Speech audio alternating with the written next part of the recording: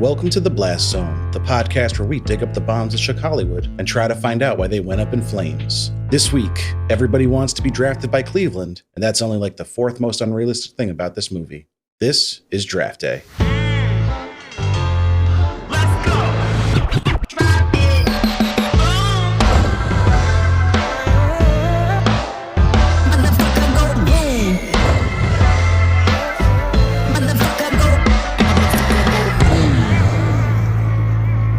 Welcome to The Blast Zone. Welcome to The Blast Zone. We are not a podcast about bad movies. We are a podcast about movies that did badly. That's right. I am Jon Drake, in-house film critic of my Letterboxd account. And I'm Ian Dukes. I'm a person with thoughts and feelings, and some of them are about movies. Movies like Draft Day, which we're talking about today. Very exciting. Just in time for the Super Bowl. The Super Bowl that my Cincinnati Bengals will be playing in. Oh my gosh. Can't believe it. And by the time this episode comes out, we will not know the outcome of that game. So I expect you all to be cheering with me and rooting for them. Let's go Bengals, or perhaps let's go Rams. No. I'm from LA and that's my team, and I have to show some hometown spirit. I do like the Rams. There's a lot to like about them. So I'm split here. Well, they were your team, and then they weren't, and then they were again, and then they weren't. Growing up, I always associated the Rams with St. Louis, like Kurt Warner, Isaac Bruce, Sure. Torrey Holt, those teams, Marshall Faulk. The whole LA thing was a little lost on me, but I know that they did have a tenure there before. Yeah, they moved out when I was pretty small. But let's hope for both teams to play hard and have fun. Yes. Nobody gets injured. Please. And then the Bengals win. Be safe, gentlemen. Yes. Be careful. Don't go knocking your heads into one another. That's crazy. You're going to get hurt. That's not constructive. But also, if you don't win, I'll cry. How are you doing this week besides Super Bowl talk, Ian? You know, I feel like there's a fossil that's trapped in a high cliff wall, and that's my soul up there. Oh. And also, I feel like there's a dead salmon frozen in a waterfall, and that's my soul up there. Oh, no. So in an era when the police are historically unpopular, I have pulled out some old Sting lyrics to express how I feel. You're getting very creative with your weekly updates lately. I'm enjoying it. At times it veers into performance art, I would say, but it's a good time for all involved, except for you maybe, because they always sound pretty bleak. It helps me stay sane to express how I feel in dumb ways. I get it. You could say I'm still riding the wave of beer that I've enjoyed this weekend. You were aware, now the listeners will be, that I took a little trip to one of my favorite cities, Burlington, Vermont, with my wife, Jamie, and some friends. Great coat factory up there, from what I hear. Had to visit the coat factory, decked myself out in all the finest jackets. You're looking very cozy right now. Thank you. No, I could have used a trip to the coat factory because it was -2 degrees yesterday Holy shit. when we were out bar hopping around. Burlington, for what it's worth, is a very COVID aware city. You have to show your vaccine card to get in any bars. You have to wear a mask when you're not seated. So I felt a little better about venturing out. We try to stay in as much as possible, but you got to let loose once in a while. Yeah. Went bar hopping, tried some breweries, some good restaurants, had a great time. But a little behind the scenes info, we typically record on weeknights. We're recording this on a Sunday afternoon, so I've got myself some adult beverages, and I'm going to enjoy them while we record. I don't typically record Blast Zone while imbibing, but I'm going to try it out today and see how it goes. That sounds like a super idea for our Super Bowl themed episode. Can we even say Super Bowl? Is Roger Goodell going to shut down this podcast? The big game. Yeah, get ready for the big game, which is not super in any way that I'm allowed to mention. Yes, the big game is coming up this Sunday. So we wanted to do a football themed episode, and there's not that many football movies out there, and even fewer ones that bombed. I looked at the box office returns for like Any Given Sunday. No dice, made too much money. Okay. The Program, do you remember The Program from the early 90s? Vaguely. I think that made too much money. And we landed on Draft Day, and it kind of ties in nicely with last week's episode where we covered Waterworld because it shares a leading man. He's better suited for this movie. You got to give him that right out of the gate. We're getting ahead of ourselves, though, Ian. I haven't asked you about your viewing schedule for the past week. Well, I watched something fun that I wanted to share. It's a series on Netflix called Godless, which you are the one who told me about it. Yep. And I finally got around to checking it out. It's just a few years old. It's from 2017. It's written and directed by Scott Frank, who you may remember from The Queen's Gambit. And if you're a fan of that show, this show is absolutely nothing like it. No, so nothing at all.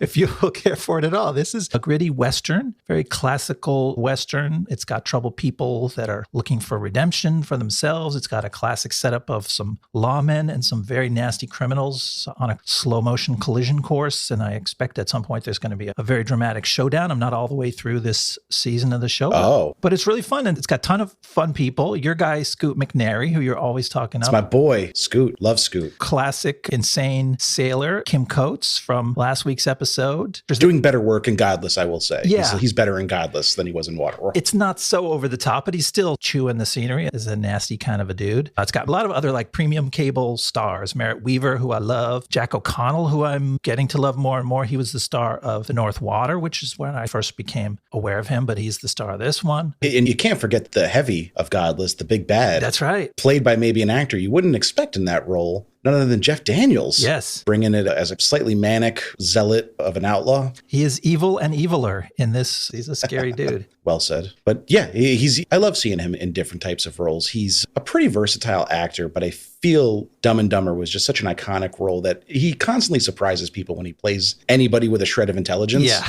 It's funny that he got typecast for that role, which is outsized and an outlier in his career. But yeah, he's really good in this. He's a great actor, and this is a juicy role. He even made me enjoy The Newsroom, which is just like the pinnacle of the Aaron Sorkin hubris of, writing smart people saying smart things, but to the point where it becomes self-parody. But I stuck with it mostly for Jeff Daniels. Yeah, I know you were kind of hate watching that show. I guess he kept you hooked. Yeah, he did. But I'm very glad to hear you're checking out Godless. It continues our Western theme. We've had at least one Western in show and tell for a few weeks now. Oh, yeah, we're keeping the run going. So I'm going to try to keep that going. But I don't have a Western this week. I have a bit of a newer movie. I actually made it to the movie theater. Oh, cool. And checked out Spider-Man Far From Home. Oh, wow. Oh, No Way. Spider-Man No Way Home, I should say. That's my problem with the whole series. I can't tell one home from another home, but I'm very excited about this movie and hear how it was. Well, they say home is really where the heart is. So I really liked it. I've been a fan of all the MCU Spider-Man movies. I like Tom Holland in the role a lot. I thought Far From Home, the middle of the trilogy with Jake Gyllenhaal, was the weakest, but it did end in a very interesting spot. And watching these writers try to write their way out of that spot is pretty exciting. I don't know. It feels a bit removed from the MCU, which is good because it feels like there's real stakes going on in this movie. Oh, okay. Interesting pacing. It's a jam-packed movie. I can't say too much because it's a very spoilerable movie. There's a lot of things you don't want to say about it, but it's got a big cast. There's a lot of characters, a lot of stuff happening, and they take all that and they still manage to make a movie that's pretty character-focused, I would say. It doesn't just become a spectacle nonstop like a lot of the MCU movies can. Right. The action scenes at the end feel like they include the character's arc and they're not just CGI characters punching each other. Every choice they make in those fight scenes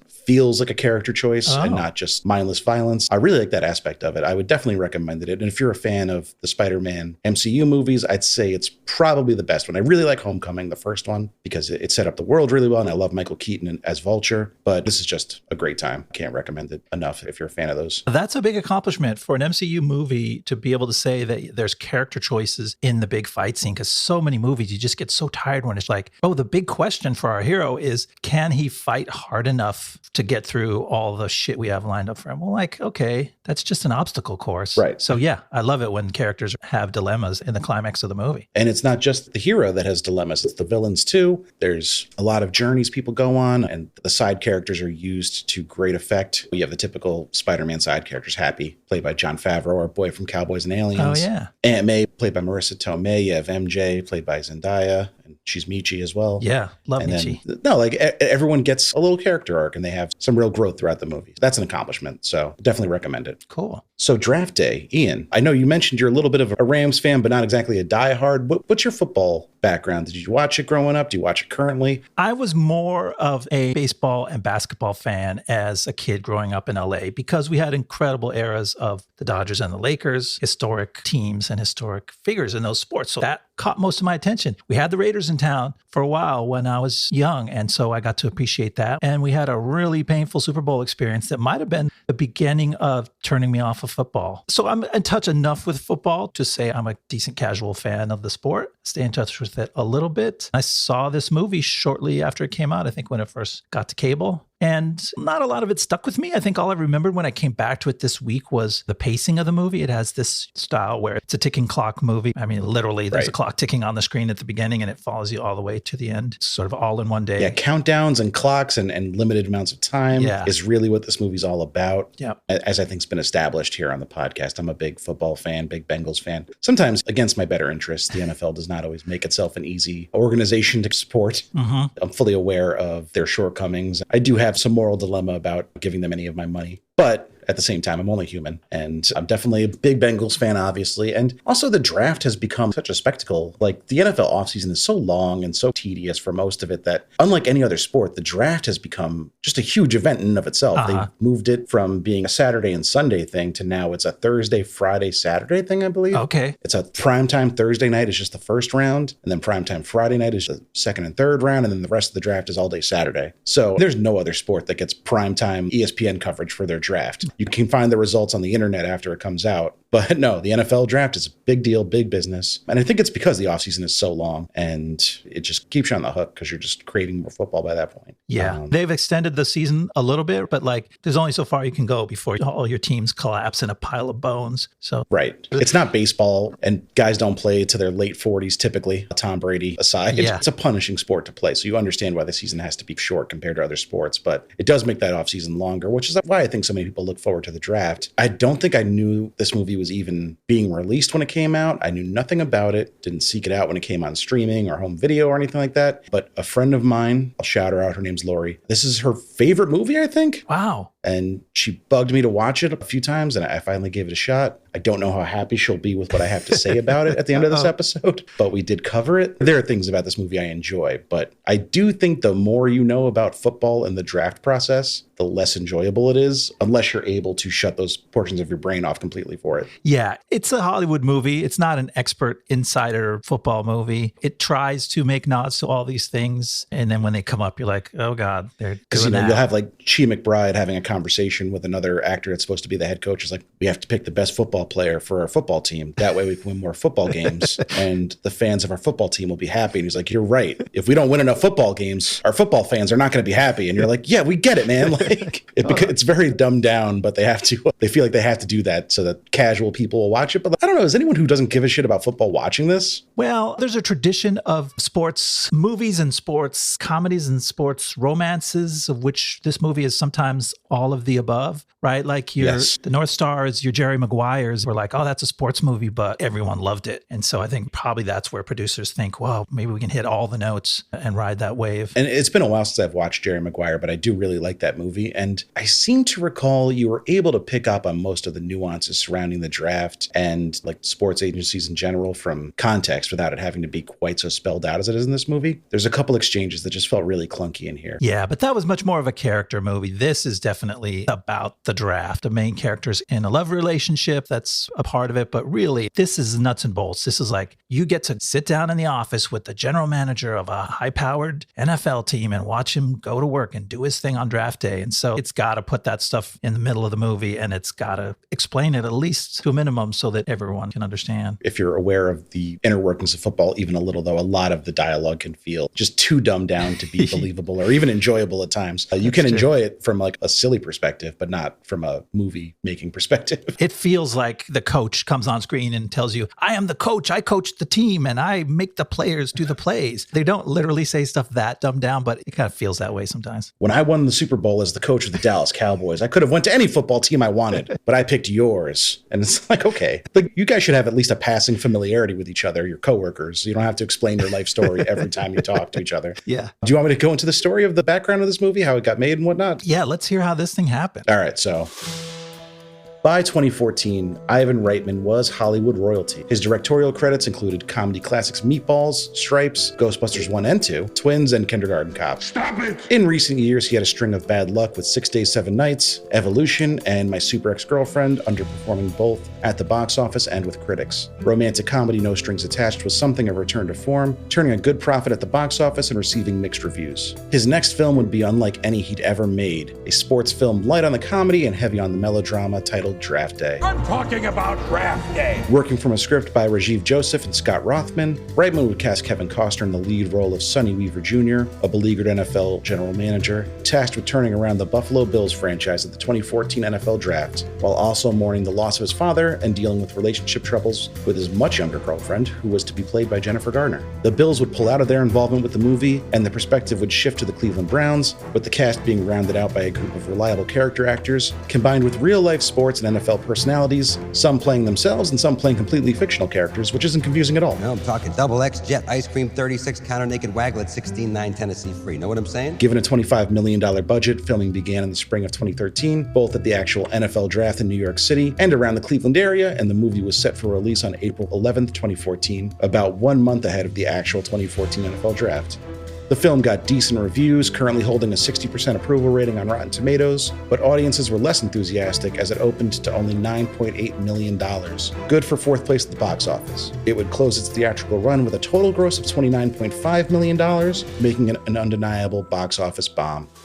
Throwing a bomb can be a good thing in the NFL, I say, to educate our listeners, but not in Hollywood. No. What's that for a metaphor? I liked it. That was good. You could say this movie was a bit of a Hail Mary to make a profit. Just chuck it up and hope for the best, but it did not pan out. It was intercepted and ran back for a touchdown by the opposing team.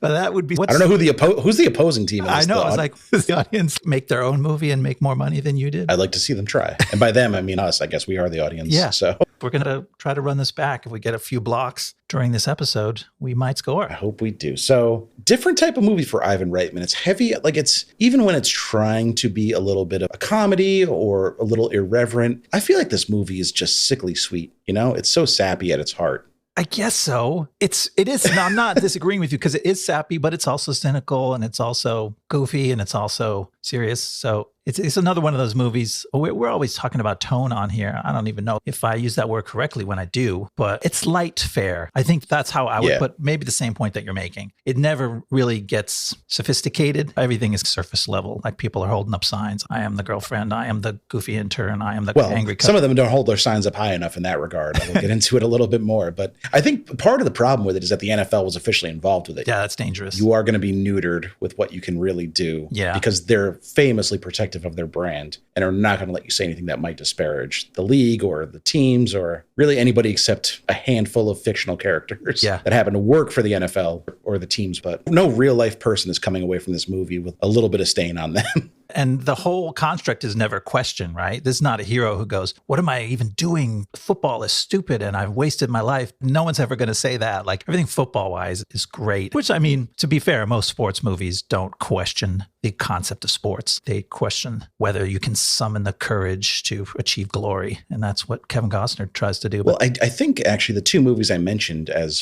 football movies that I looked at to maybe cover do question the wisdom of playing football at all or football as a sport. Any given Sunday, Oliver Stone, he's never going to make a straightforward inspirational sports movie. That's just not in his nature. So that's obviously a dark, fucked up movie about how backwards, professional sports are and how athletes are stunted and how everyone involved in them is a terrible person. Mm-hmm. And then the program too shows that from the college perspective about how people get corrupted and a little bit of power can go to your head. I haven't seen the program in a while, but I do remember liking it, even though it's probably not aged fantastically. But yeah, this movie, football being like the greatest thing you can aspire to is just a given.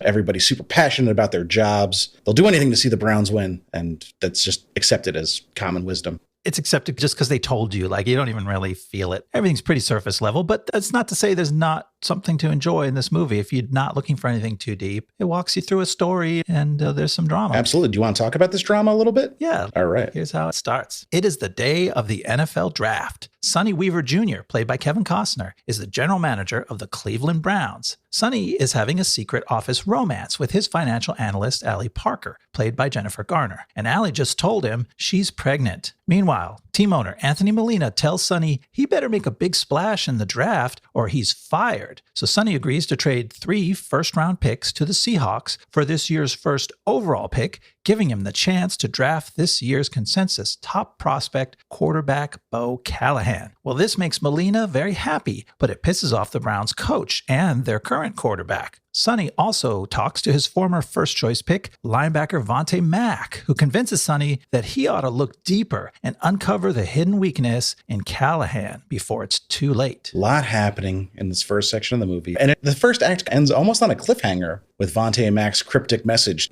go back and watch the tape more. It becomes almost a little mystery movie at that point. Yeah, that for me is the most fun part of the film. Because I'm like, oh shit, there's drama. And it's Chadwick Boseman, who was good in everything he did. And I hesitate. I stopped before I said he's the most interesting character. His character was still pretty thin, but he had that nice, compelling moment where he's, man, you got to watch the tape. this guy's not what you think. And all of a sudden I was like, whoa, there's drama in this movie. I thought the payoff was a little weak of that whole setup, but Yes, the setup itself worked well. Yeah, they couldn't really pay it off because they hadn't figured out what the drama really was, or it didn't really matter in the end. Spoiler alert, the quarterback didn't like getting hit repeatedly, so he got slightly skittish after getting sacked for like the 9th time. Yeah, that was the big mystery. Couldn't be Joe Burrow, though. My man Joe Burrow get hit 15 times in a game and he never loses his cool. Nice. But Bo Callahan is no Joe Burrow, so No, he's I not. guess we got to take what we can get in this movie. But the movie does start in an interesting way with Chris Berman, the voice of football for however many years, the voice of ESPN anyway. So it starts with a faux ESPN intro, and it's always funny when a movie says the title of the movie, and this movie Yes. leans into the ridiculousness of it. It gives this whole opening monologue. The teams are ready, the players are excited, blah, blah, blah. And he's like, I'm talking about draft day.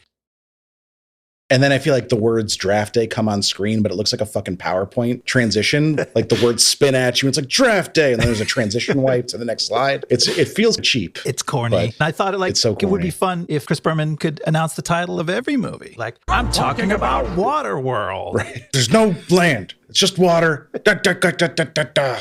He does stuff like that. He just makes weird noises. Yeah. Anyway, it was fun. It was like a funny jolt to get you going. You get a chuckle and you're like, okay, it's on. It was fine, except for whatever editing software they used to make the title of the movie come up on screen. Like, it looked too cheap even for SportsCenter. It's not something you would even see on ESPN. So it really took me out of the moment. But yeah, you start with Chris Berman, you expect an energy level, and the movie gets a little sleepy for a while after that. It does. That's one of my main problems with the movie is that the drama is not as hot or energized as it thinks it is. Everyone plays everything pretty lukewarm, starting with Kevin Costner. I don't think Kevin Costner's ever been good at playing like intense. I wonder. He's never like a guy that like he's leaving it all out there. I don't know. He always feels like he's holding something back. He's a little coy, like a little, he doesn't care. You know, if stuff rolls off his shoulders. I feel like it's the characters I'm used to him playing. Yeah, maybe that's his vibe. I feel like as a Hollywood leading man, he ought to have that gear where he cranks it up and scares you with his intensity, but he doesn't reach for it. I think we saw him try to go there in Waterworld, but it didn't land. So maybe he realized He creeped you out. I should stick it in my niche. You know, I've got my range I can play and I'll hang out in here. Yeah, he's a general manager. He is a corporate executive, and it's a fucking day at work for him. That's the feeling that I came away with about the Sonny Weaver character. Yes, it's the biggest day of the year, but like, he's just at the office, so just leave him alone. He just wants to get through the day. Sometimes to hilarious lengths, he'll be like, I don't have time for this. And then we'll get into that more as it goes on. Yeah. There's some funny examples of him doing that. But I did want to talk about his hair a little bit. Yes, we have to. So we just watched him in 1995 playing the Mariner in Waterworld. He has discovered some kind of secret of hair maintenance because his hair looks fuller and better in this movie, released almost 20 years later than it did in 1995. That's impressive.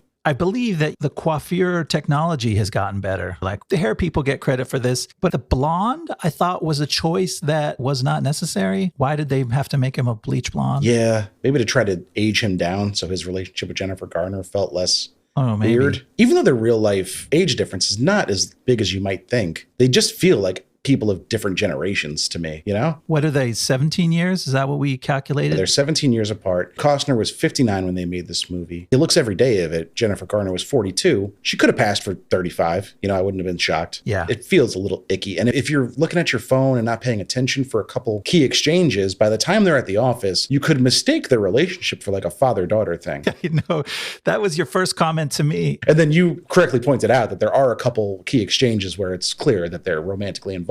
From context, you get the fact they had a fight about the fact that she's pregnant and he's not necessarily ready to be a father. Because, you know, he's only 59. He's still got his whole life ahead of him. Yeah, let him settle down. He hasn't even taken his own team to the Super Bowl yet. Let him get his career started. But if you change the line, like, I'm not thrilled about being a dad or whatever it is right now, to granddad, there's almost nothing else until the end of the movie that would make you It could play off as think that. Except I spotted that she is naked in his shower in the background of one of the early scenes. So then I'm like, okay, that better not be his daughter. But other than that, yeah, the scenes play pretty cool. And it is another weird choice in the writing there. They staged that pregnancy talk off screen, and then they had us figure it out, which can be an interesting dramatic device. You're like, whoa, these people are acting cold and they're talking around something. What's going on here? But I felt that it got us wrong-footed on reading her character, because that whole first scene when you meet her, she's just mad. She's pissed at him and she's not saying much, and she's dour and she speeds away in her Camaro. And then the rest of the movie, she turns out to be the most reasonable, most level-headed, most understanding character. She's the one who bridges the gaps between all the angry people and is sensible. she's she's also not a real person. Like, her character is very much a construct of male writers trying to write a female character that loves football. Like, I just love the game. I like to toss around the pigskin. Remember the Super Bowl? I do. I could tell you every fucking play because I'm a lady who loves sports. And they're just so heavy-handed with that it comes across as inauthentic. You definitely want to portray her as somebody who deserves to be there and is as serious about the game as any of her colleagues. But you're right, they did it in this sort of cartoonish way that undercuts its own. And then she's the salary cap specialist for the team, which is an important role. But also, when Sonny asks her, if we move up from 7 to 1, what does that do to the salary cap? And she's like, oh, it's $1.5 million.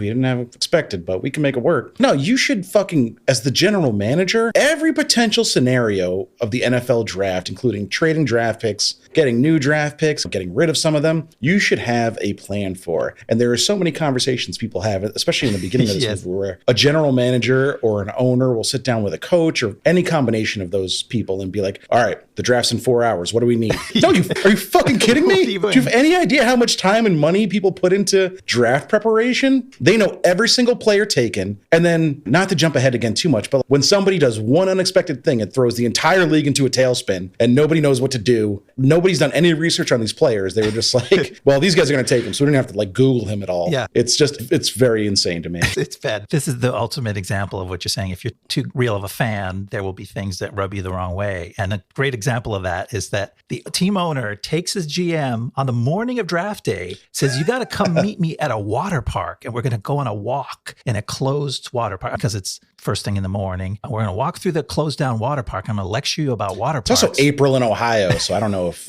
water parks are open yet. It's still probably like 40 degrees. Well, we don't know how those Ohioans enjoy their splish splash. But so, yeah, they're walking around drinking coffee, and the whole thing seems to be a setup just so that he can do this wordplay and say, you need to make a splash. And it's like, well, you could have told me that on the phone. Dude, like, I've got work to do today. What are we doing? I've been around water before. I know what a splash is. I know how water works. It's definitely dramatized in a kooky way. And then the drama, this is one of examples of my pet peeve, is that nobody's heart is in these fights. Costner has this line like, you got to let me do my job, like he's being harangued. But the owner is almost like falling asleep in this conversation. He's so chill. He's just, this and that. And he's like, you got to let me do my job. But he's not heated about it either. He's just saying the line as someone who would be heated about being harangued. He seems like mildly annoyed, but not angry. The tension is like there in the words, but it's not on the screen. Right. Well, you got Frank Langella, wildly overqualified for this role of Anthony Molina. Also, Frank Langella famously said he had no fucking idea the first thing about football. He did not bother to learn anything about football, could care less. He's like, I'm just a rich guy, used to getting my way, and that's how I'm going to play the character, which works because it's generally what football team owners are, generational wealth, never had to work. So he plays it very cool. He wears sunglasses every fucking scene. That's right. Doesn't matter where they are. Indoors, outdoors, dark light. When you say that it was written, there was supposed to be a little more passion there. I'm like, yeah,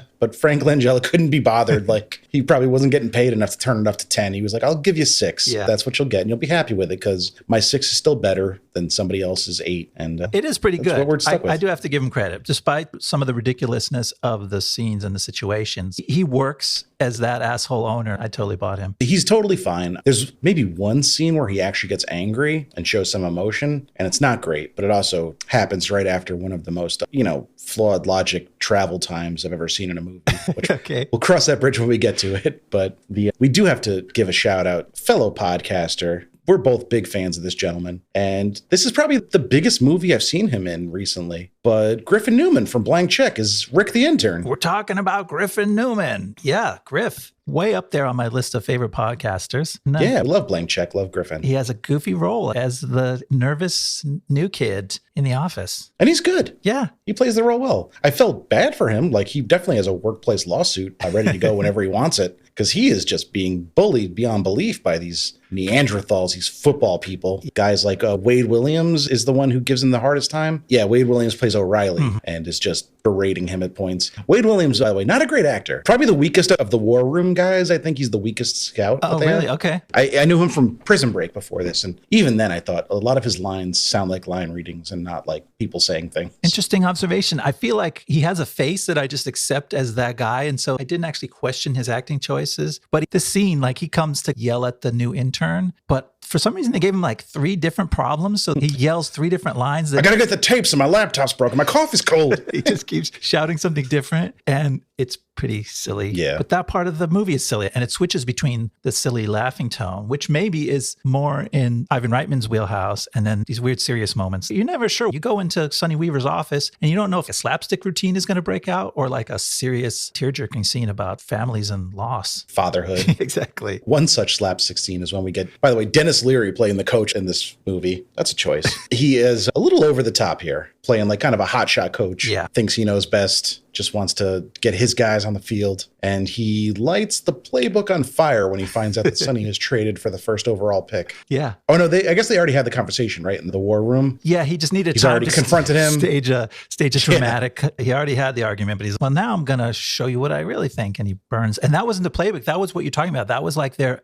draft analysis checklist. Oh, right? okay. Yeah, you're right. Yeah, but if I'm Sonny, I'm like, we already had this argument and we resolved it. I thought we were done. Now you're just fucking lighting my office on fire? And he puts it in like the outgoing mail slot. I'm like, that thing's made of plastic. You're going to ruin this guy's office. Yeah, there's going to be some noxious smoke in there. The fumes alone. Poor Sonny. I never thought I'd say that. But yeah, so Denis Leary, he's being the tough guy asshole that we expect from Denis Leary. That's his one mode. He's larger than life. I was thinking about, is he playing this too big? Is this too corny? But then again, I've seen Jimmy Johnson on TV for years, and he's too big and too corny in real life. So I'm like, oh, maybe that's just coaches. Yeah, there are definitely a handful of NFL coaches that are that flamboyant and pull it off. So I'm not saying Denis Leary might be the most realistic character in this movie. It's a funny irony. Yeah, he has the most cornball lines, and yet he's kind of real. He strikes me as like a Harbaugh. I'm not sure which one yet, Jim or John. Okay. But I get Harbaugh vibes from him a little bit. Super intense, thinks he knows best, kind of cocky, tucks his polo shirt in. Well, I guess we actually thought we were making fun of another character, but we were giving the movie a little credit right there. Yeah, I came around. I think he might be the best character in the movie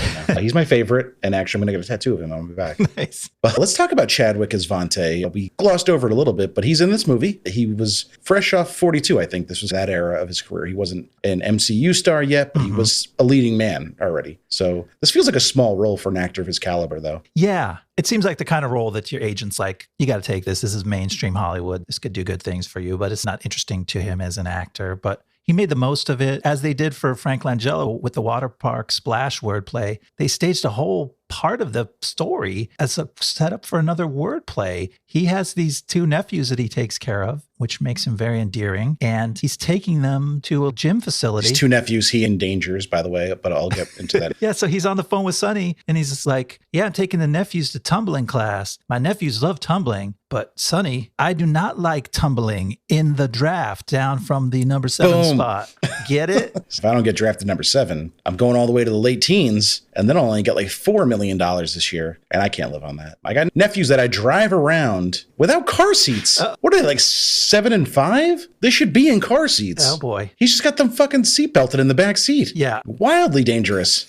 You know, not being a parent myself, I was like, seatbelts, they look fine, but irresponsible. No, let me tell you something about seatbelts and car seats. If you're a child, you have to be in some kind of car seat or booster seat until you're like 15 at this point. Really? They've changed the rules recently. You've got to be like 140 pounds before you're out of a booster seat. Oh, damn. I'm exaggerating, obviously. But no, my son is going to be in a booster seat until he's like 9, I think. Oh, wow. So at least one of these kids needed to be in a booster seat. Yeah, the littler one for sure. The other one looked like at least the seatbelt wasn't Could be. strangling He could have his been neck. like, yeah, he could be old enough to be out of one. But as a parent, I could not let that detail slide. But I mean, he's trying. He's a good dude. I thought he was maybe too good. They kind of laid it on thick. They show him at one point, he's like, come over here to his nephew, and he's wiping his nose. And it was just a scene to show him being the most tender father figure. Yeah, they do lay it on thick that he's just altruism out the ass. He is altogether too small to be a linebacker in the NFL, though. I think they should have made him a cornerback or free safety or something, you know? Chadwick Boseman was never like a famously muscled man. He looks good in this. Like, he looks strong enough to be A defensive back. yeah, realistic as an athlete. Linebackers have a certain size that you can't go below. And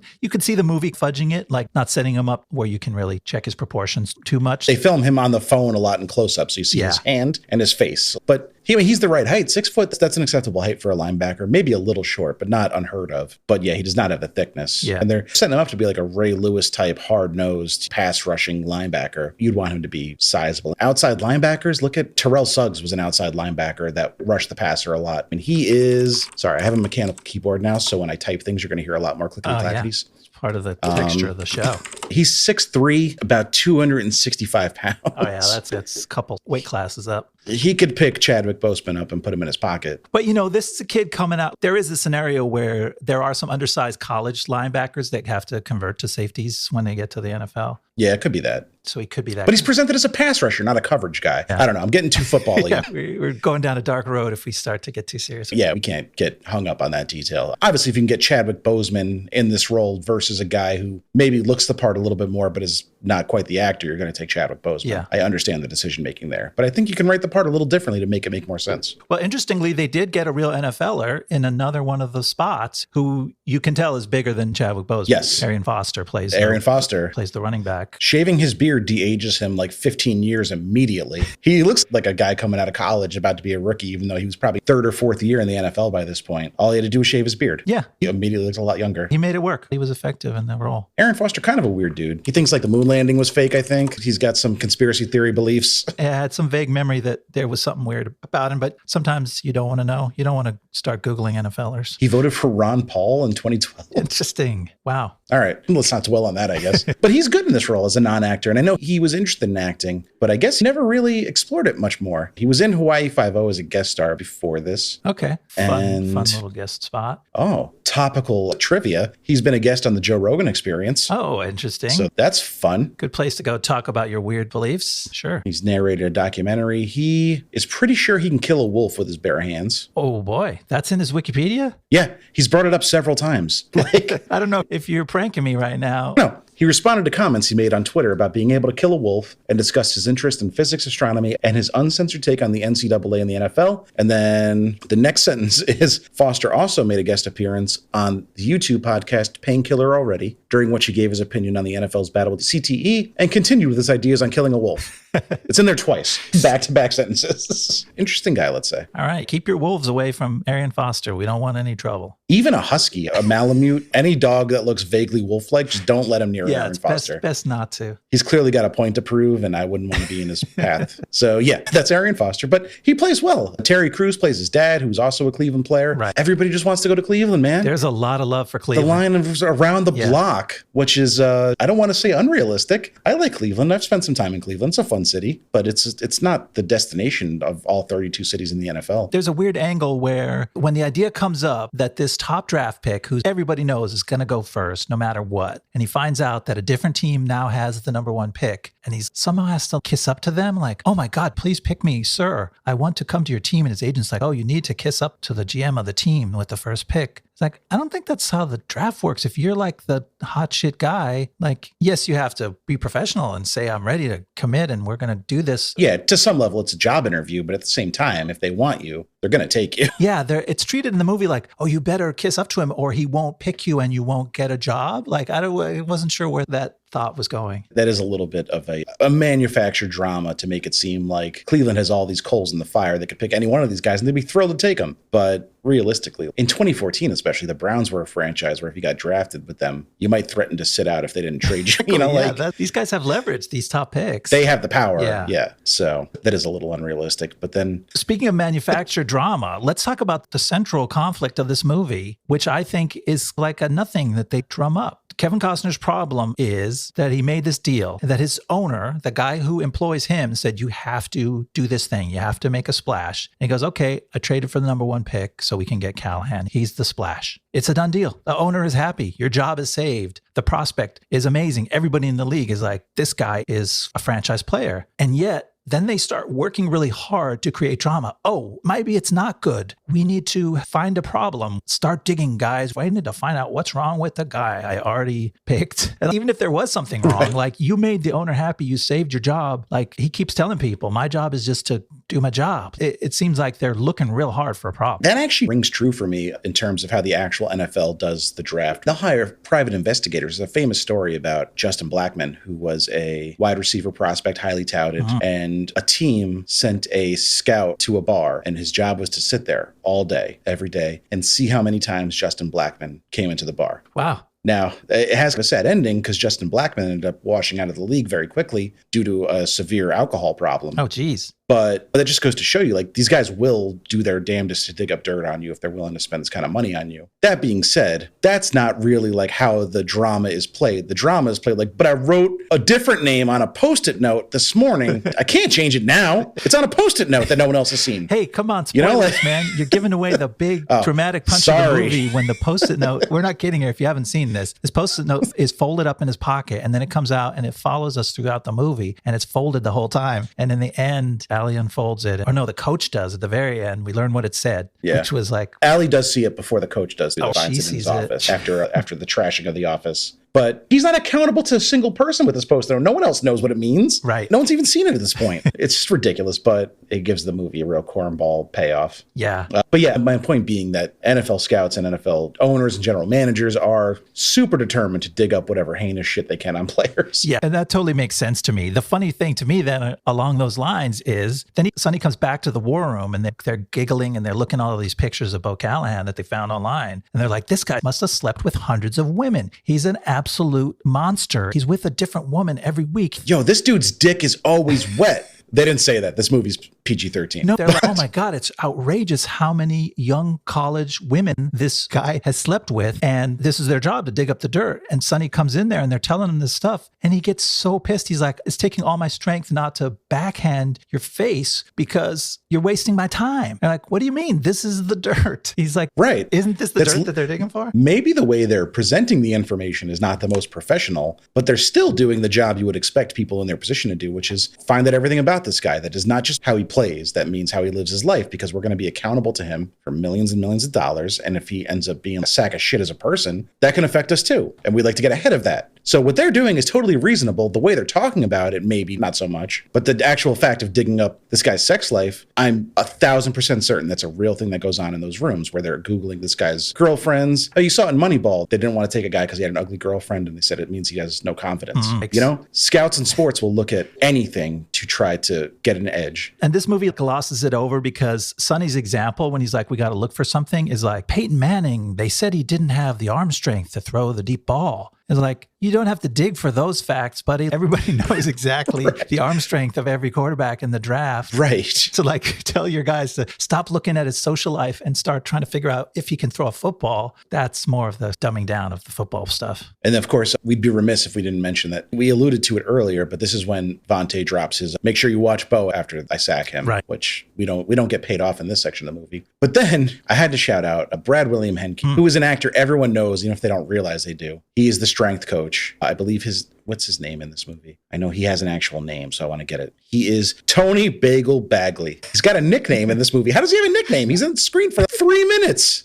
Tony Bagley. Yeah. 55 years old, by the way, Brad William Henke is. He looks great for his age. He looks good. He's still yoked as hell. Yeah, but he's the strength coach. I just thought it was funny. He's bragging about how strong Brian Drew, who's the quarterback currently on the Browns roster, played by Tom Welling, who you will probably best know as a Superman on Smallville. That's right. Looks good in this movie. He's a convincing quarterback. I would buy him as an NFL quarterback. He looks the part. Yeah. But he's like, oh man, he's so strong. I can't believe it. He came in here, he benched, what does he say, 250 pounds 25 times? First of all, nobody benches 250 pounds. That's not like a measurement of weight that makes sense on a bench, because you have a 45-pound bar and a 45-pound plate. So 4 45-pound plates and a 45-pound bar is 225 pounds. Oh. If you throw a 10 on each side of that, you're at 245 pounds. What are you going to throw a fucking 2.5-pound weight on each side after that to make 250? Nobody does that. It's not a measurement of weight that you ever see. And no, it's been a long time since I've been in a gym, but you've now explained why you see that number. Like in the combine, they're talking about reps on 225. It's 4 plates, right? Yeah. It's 4 45-pound plates. Yeah. Now I get it. It makes perfect sense. 250 pounds makes no sense as a weight measurement for bench press. That feels like a studio note. Like it was 225 in the script because the writer actually knew something about football. And then the studio's like, that's a weird number. Make it an even number, 250.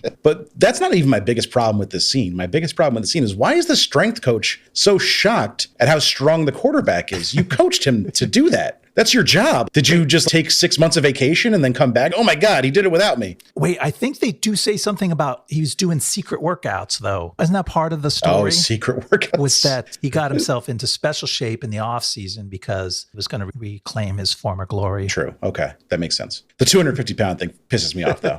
Yeah, it's funny. As a man who can bench 225 pounds several times. Several. Not 25. Well, you don't need to. You're not going under center for the Browns anytime soon that I know of. Not this year. They They don't return my calls. All right. Do you want me to walk you through the second part of the movie, or was there anything else from this first section you wanted to go over? No, that's good. Let's see what happens in the second quarter. So, current Browns quarterback Brian Drew is furious at the possibility of losing his job to Callahan, and he trashes Sonny's office. But Sonny confronts him and coolly tells him he's simply going to draft whoever is best for the team. Sonny reviews some game tape of Callahan and notices he acted skittish after being sacked by Mac, but he performed well overall and won the game anyway. Sonny's head of security brings some stories of a couple incidents which perhaps call into question Callahan's character, but they're vague and inconclusive. Sonny's mom shows up in his office and asks Sonny to come read a prayer while she spreads his father's ashes on the practice field for his final wishes. He tells her he can't do it because it's draft day, and she goes off in a huff to do it without him. In a quiet moment, Sonny admits to Allie the reason he fired his father a couple years back was that the doctor said coaching was killing his dad, and that was the only way to get him to quit and spend time with Sonny's mom. One of the most unintentionally hilarious parts of this movie happens in this section where we have this argument between Sonny's mom and Sonny where he's like, no, I can't go outside and spread the ashes on the practice field. I'm too busy. It's draft day. It's fucking draft We'll do it another day or do it without me. And then he walks outside and stands next to the practice field for like 10 minutes and has a quiet think to himself and talks to Allie for a little while. It's so mad. Mom, why can't you understand? I'm too busy to go on the practice field. I need to fucking get out of here. And literally the next scene, he's on the practice field. What the hell? And watches his mom go spread the ashes without him. She walks past him with the rest of the staff. The whole coaching staff is there kissing up. Also, why is Sonny's ex-wife there? I don't know. They're like, well, that's a character that should be in a scene. Put her in the scene. And it's Rosanna Arquette. Yeah, great actress. Probably did not need to do this movie or give her a bigger role. Yeah, she's got 2 lines. She was great in Escape from Dannemora. I don't know if anybody watched that show. No. That show was great. Great miniseries that was on Showtime, I think. And she's awesome in it. But I love that she shows up and Sonny says something like, don't you have an art exhibit opening to go to? It's like, yeah, Sonny, she's not a blue collar, real American like you, whose dad was a millionaire football coach for your entire life. Like, where are you getting all fucking high and mighty about people living in the real world? I know. You are a child of nepotism. It's dumb. And yeah, she's not somebody from outside his circle. He fucking married her. Again, this movie is not well written enough to clearly indicate people's relationships. I thought that was his sister for a while. Oh, yeah. Because of the blonde hair, too. Right. They look alike, and just it would make way more sense for his sister to be there. And also, if she wasn't part of the family business of football, maybe then I could understand more resentment coming from him about, like, you have an art gallery opening to go to, like you chose not to be part of this world. Right, that just makes way more sense. Why don't you just change it? Just that's better. It's better. I just fixed your fucking movie. Congratulations. That's a huge fix. Because, yeah, why was she at the funeral? The whole thing makes more sense. I feel like maybe they changed that at the last minute. They're like, no, make her the wife. There's more drama. I don't know. She definitely is the wife, though, right? I'm remembering there are lines. Yeah, no, it's definitely the ex. Because the reason to have her be the ex is there's some tension. Allie comes in the room and goes, oh, this is Allie. She's the... And Sonny's mom won't say her name. Right. Calls her Amy. Sonny's mom, kind of an asshole. But so is Sonny. Yeah, you see where it comes from. Yeah, it makes perfect sense. Ellen Burstyn, great actress. Yeah. Playing Barb. Pretty thin role. Fantastic actress. And I was thinking she brought something good to this movie. And then you're like, really? And then I watched it again. I'm like, maybe not. Maybe she didn't. No, she's not great in it. She's capable of a lot more, but she's a letdown. And her character is also wildly inconsistent from scene to scene. Like, when you first meet her, she's just super overbearing and critical and just mean. And then they soften her as the movie goes on, but it doesn't feel earned or organic when she actually changes a little bit. And she's almost comic relief in her first scene, which I think I suppressed that scene the first time around because she pops up on the phone and she's like, Vontae Mac just tweeted this. And he's like, what are you doing on the Twitters, Mom? And she's like, isn't everybody on the Twitters? And it's a comedy thing. But that part made her into a goofy, lighthearted character. And then she has to carry this, like, right. Your father's ashes scene later on. It's a tough carry. And be almost an antagonist for Sonny at that point in the movie. You're right. I forgot about that phone call scene, but it did feel tonally inconsistent with her. Her character is just, she's whatever the scene needs her to be. Yeah. But that's not good writing. You know, you can introduce a new character to serve one of those two roles, or do you really need the Twitter scene? Why can't Allie just walk in and tell Sonny, oh, Vontae tweeted this? Right. Or give it to the comic relief guy, Rick the intern.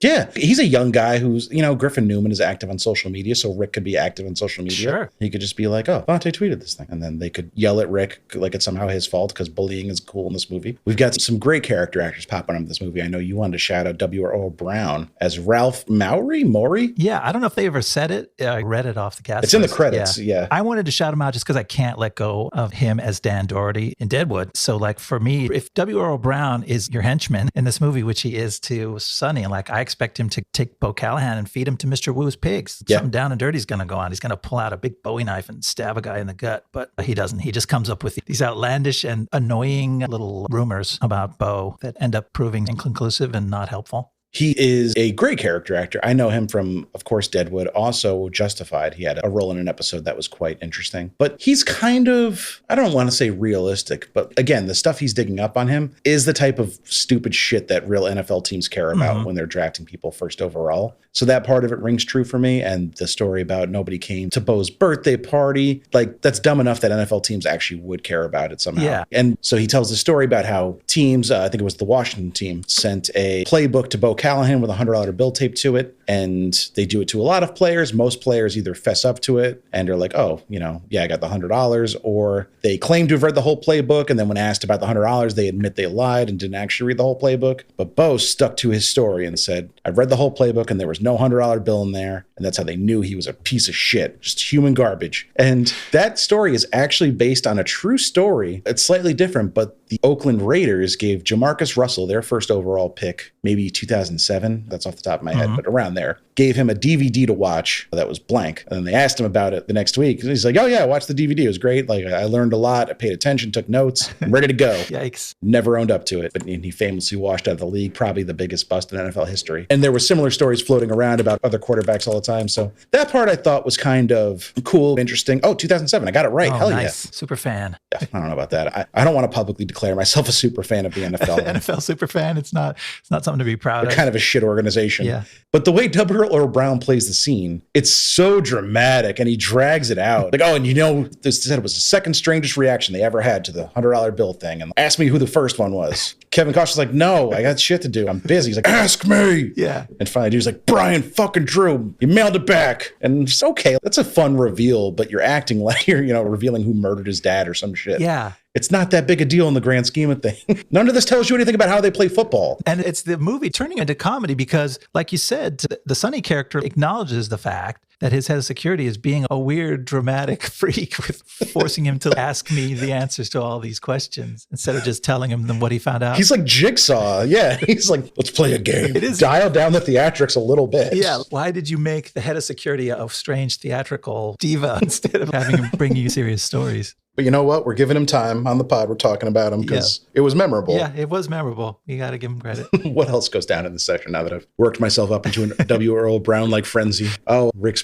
broken computer. Oh, yeah. That was a funny scene. Sonny just fucking flings his computer at a wall, leaves an indentation. I like that Rick picked his computer up off the ground. There was clearly a computer-shaped indentation in the wall. And then it's like, how did this happen? Yeah. It was kind of his mistake. He left it in Sonny's office. Like, don't leave your laptop around Sonny's office. He's already seen one member of the team come in and set a fire in there. He's seen another member of the team come in and start tearing everything off the shelves and kicking it around. Like, you got to read the writing on the wall, buddy. Stuff is not safe if it's in Sonny Weaver's office. Do the Browns keep an interior decorator on salary to fix Sonny's office? Is it getting destroyed like this all year? We've got like a drywall guy on speed dial. We got another hole. Come patch this. We got the molding guy in here. They fucked up the crown molding this time. All right, walk us through the end of this. Here we go. It's now prime time and the draft begins. Sonny surprises everyone by using the number 1 pick on Vontae Mack. The Browns owner and coach are pissed, but other teams now suspect there's something wrong with Bo Callahan, so they start passing him over too. And Sonny suddenly has an idea how to exploit this new situation. He tells everyone to shut up while he goes to work calling other teams. He convinces Jacksonville to trade him the number 6 pick, then trades that spot back to the Seahawks so they can take Bo Callahan and give Sonny back the number 7 pick. Then he uses that number 7 pick to draft a highly touted running back with deep family ties to the Browns. Analysts on TV are impressed with Sonny's crafty deal making, and now the Browns owner, coach, and old quarterback are all very happy. Sonny makes peace with his mom and tells her about his and Allie's baby on the way, and several months later, a new football season begins in Cleveland, full of hope and promise. All right, first things first. What does Sonny Weaver actually accomplish in this first round of the NFL draft? He gets a linebacker. He could have gotten at 7 that now he has to pay a first overall pick salary to. And the way NFL pay scales work is you are paid according to your draft position. So Vontae Mack could have been paid a lot less. Now he's making more money, costing the Browns more money. And then he gets to draft a running back 7th overall, which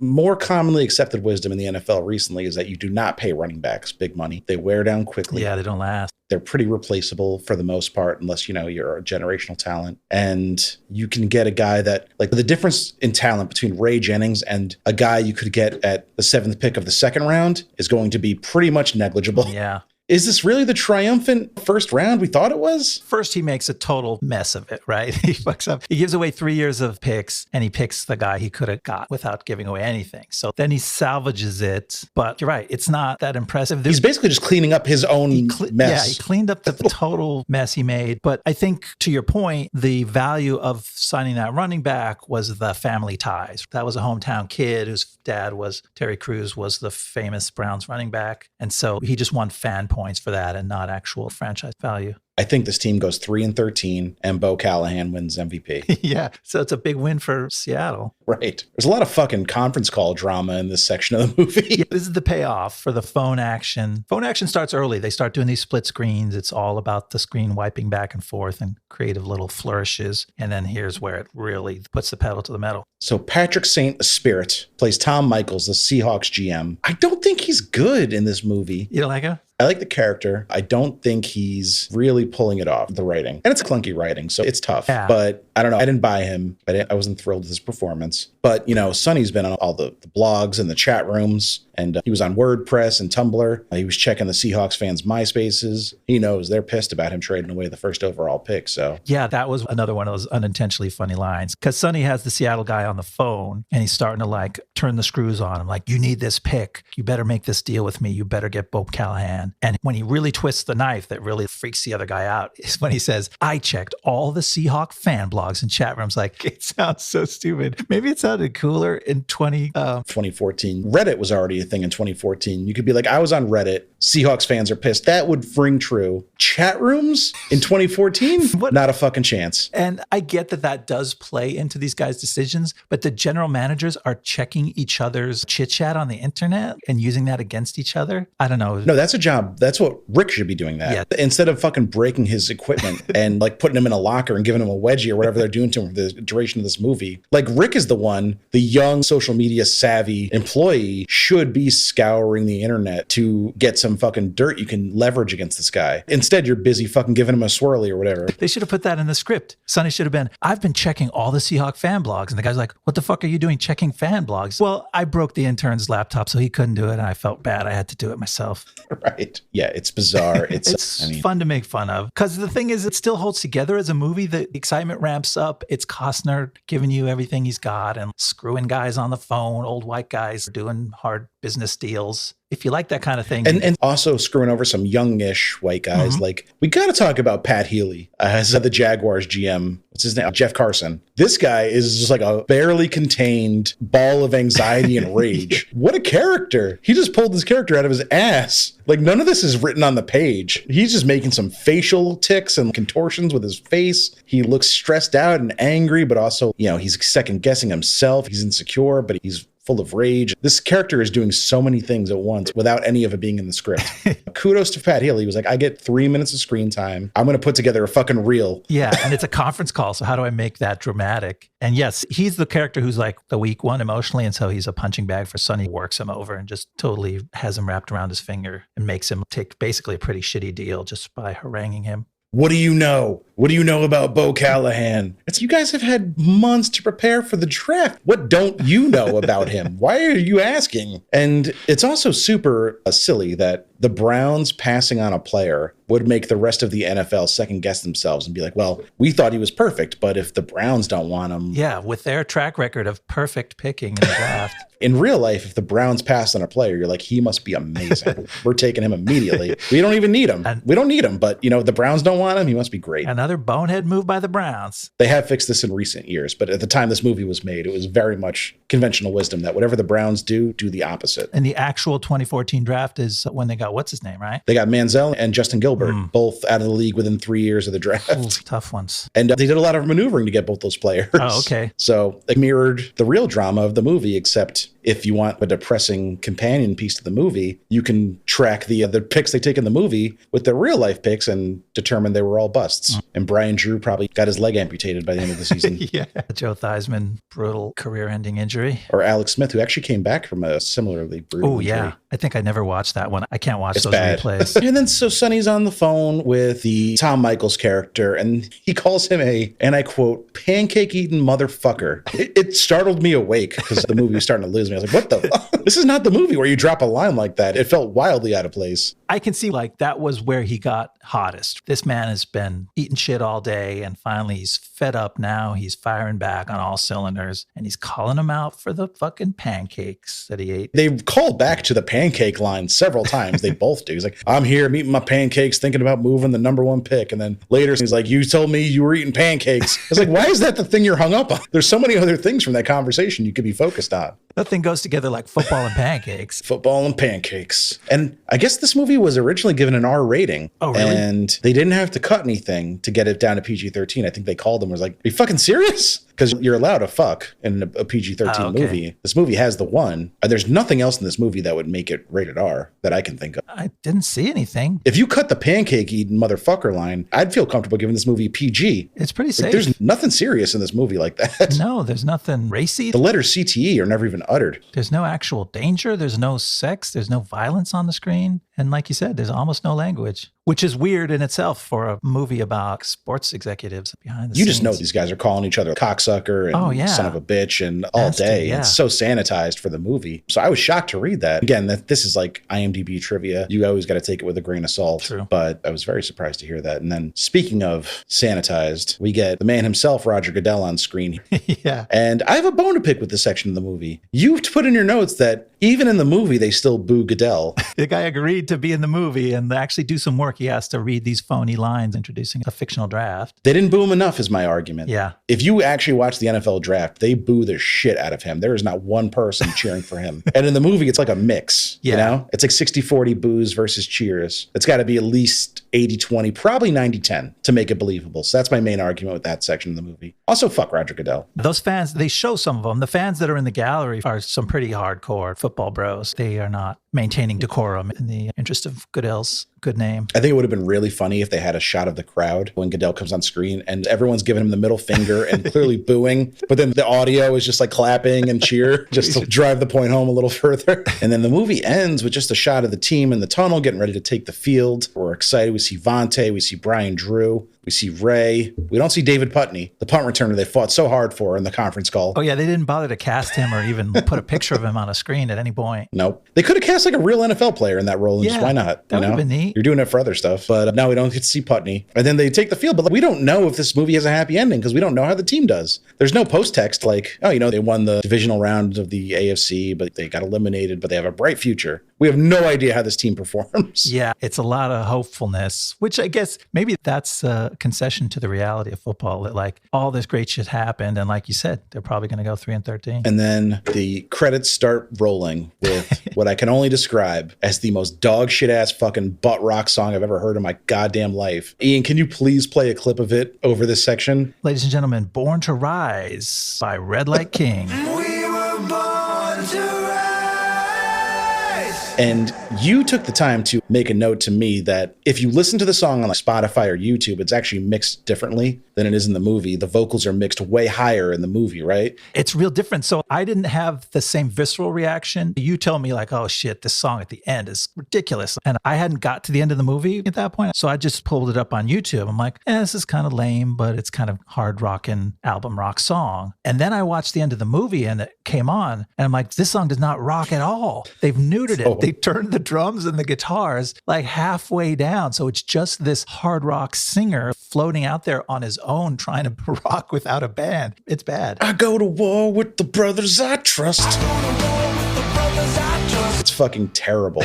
If you had told me it was Hinder, I would have believed you, and that's not a compliment. Okay. I did listen to it on Spotify after the fact, and yeah, it is definitely a different mix. At least it rocks a little bit. At least the guitars and the drums are kicking. I'm still not putting it on my playlist or anything, but yeah, it's definitely better. Is it on the soundtrack though? No, it's not part of the official score, so it's not on this. Because I was wondering if they would have the mix that's used in the movie on Spotify anywhere. Oh yeah, you might have to actually watch or fast forward all the way to the end of draft day. We'll put a clip of it in the episode, but rest assured it's way worse in the movie. So there you have it. So that was draft day. It's a movie. It's not the worst movie. It's not. I feel like we ripped on it because it's a silly little movie, but it's not bad. It's got parts that are fun. Again, shout out to Griff. Good in this movie. I didn't love Jennifer Garner. I think her character was really just thinly written. Yeah. Again, it's like over the top of trying to make the Allie character a real, like, credible as an executive, but you go too far to the point where it becomes a caricature of that type of character. Like a better movie would have that character, but just a little subtler. Like Kevin Costner walks in and he's like, "Can we just talk football?" And she's like, "We can always talk football." It's like, people don't talk like that. Like, you guys are having a baby together and you're not even like on speaking terms. You're just going to set all that aside. It also makes their main conflict feel so compartmentalized that they can just set it aside. The fact that we're having a baby together, maybe you don't want to be a father. Like, that's not important right now. I can just set that aside for my job. Like, you might think that makes somebody a smart, powerful executive, but it makes them not feel like a human. That's funny that you talked about them compartmentalizing their relationship. They literally go into a closet to talk about their relationship in this movie. That is the only compartment where they are allowed. Several times.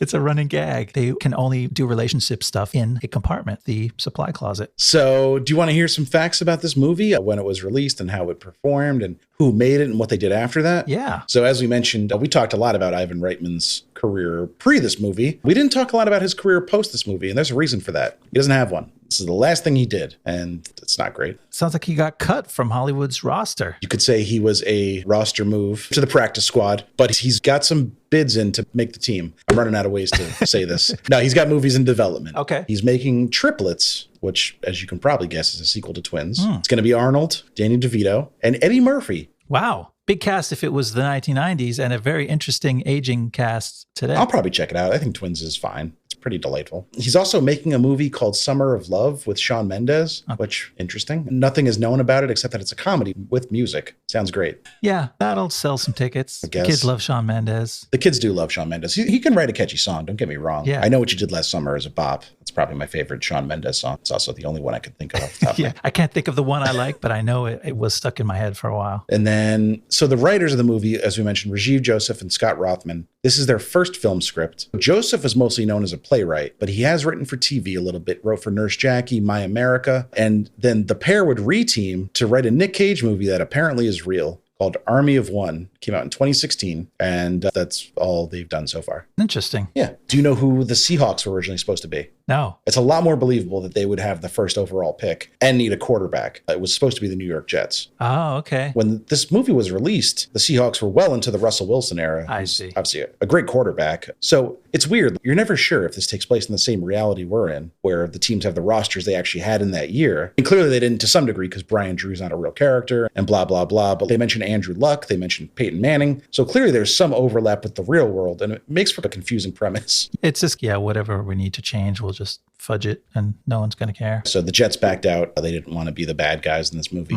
If you can call the Seahawks the bad guys of the movie, I guess they're the closest they get. I just wanted to point out that Kevin Costner is hilariously airbrushed on this poster. Oh, yeah. The poster is... Face-tuned beyond recognition. You can still tell he's old. They didn't take 25 years off him, but he looks very dashing. And he does not look dashing in the movie. There's scenes where he's slumped in a chair and his gut is hanging over his belt, but not in the poster. Not in the poster. They were like, he's got to look like a sexy, weird, 3D animated character. The movie opened in fourth place with 9.8 million, as we mentioned. The winner of the week was Captain America: The Winter Soldier. Okay. Maybe the best MCU movie. Definitely top 3. That's some strong competition to have to go against. Yeah. No matter what genre you're making, that's a big movie. Yeah, Winter Soldier was in its second week. New releases that week were Rio 2 and Oculus. I think Rio 2 ended up being a hit. I think Oculus was a bit of a bomb, though.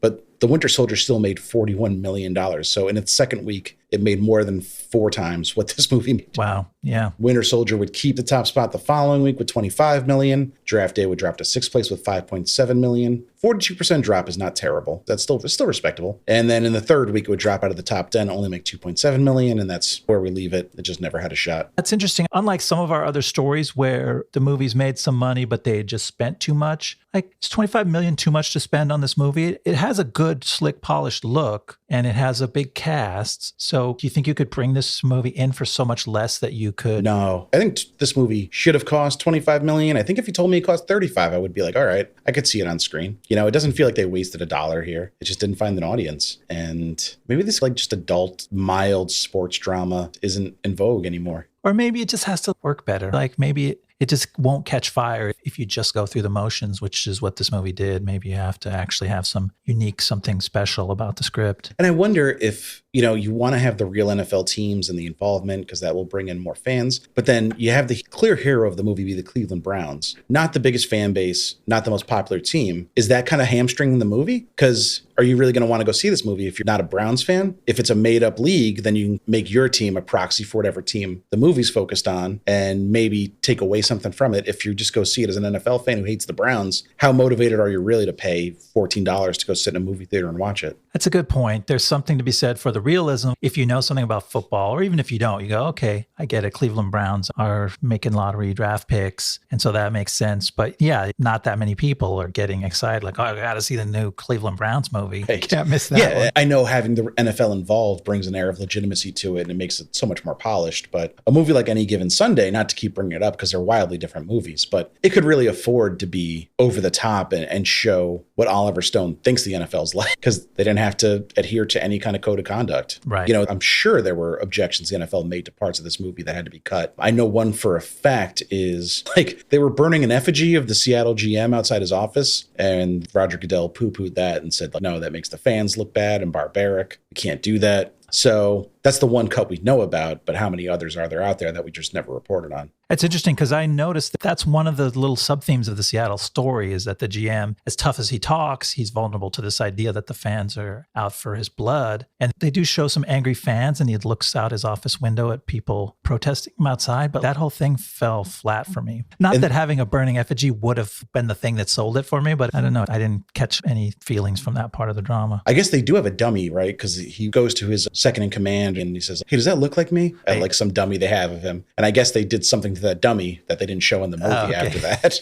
But yeah, so you do wonder what other cuts were made that we never found out about for content or tone. The NFL is very preoccupied with protecting its brand. Yeah, they protected it right out of a profit. There's no edge to this movie. It's a fucking butter knife. That doesn't mean it's not an enjoyable movie, but it is going to limit its staying power as a classic sports movie. You want your sports movies to say something. What does this movie say? It tells a coherent story from A to B, but so do 99% of movies, Yeah, you would hope. You would hope. Lord knows we've covered some that don't, so I give this movie credit for doing that much.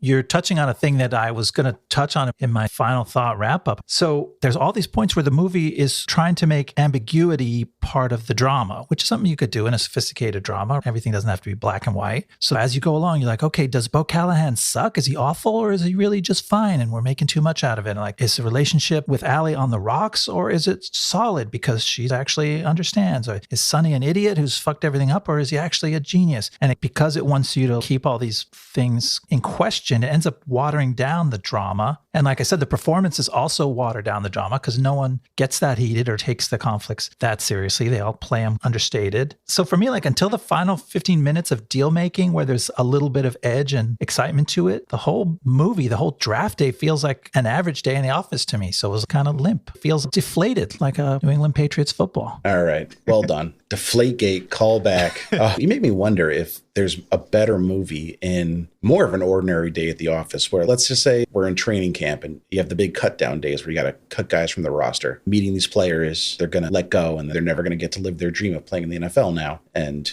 Costner is Weaver and he has to make those tough choices. I feel like that's more drama than this. Like he makes up a problem and then fixes it, but that's not captivating. Yeah, that movie could have been good, but you would have to write real drama. You'd have to come up with some real human stories instead of just this cookie cutter stuff. And you'd be showing how depressing life can be for the average NFL prospect. Right. So few of them really get a chance, or if they do, what's the average span of an NFL career? I think it's less than 3 years, I believe. It's like scary short. Yeah, it's crazy. And then you could maybe follow up with players who were let go. Are they okay? Or are they dealing with the fallout of your repeated head trauma? But that's not a movie the NFL wants you to make. No, Goodell signs off on 0% of that footage. So we're left with this kind of commercial for the NFL that has no real point of view. It has some decent performances, some fun characters, good actors throughout. But at the end of the day, it's just kind of there. It's not making a point. It's got nothing to say, except isn't the NFL swell? Yeah, it's playing the old prevent defense where you try to be safe and the other team scores on you anyway. And in this case, the other team is the aforementioned moviegoers who come to your movie, tear the cut of the film out of the projector, and make their own movie out of it, which goes on to win Best Picture. The movie we just wrote would win Best Picture.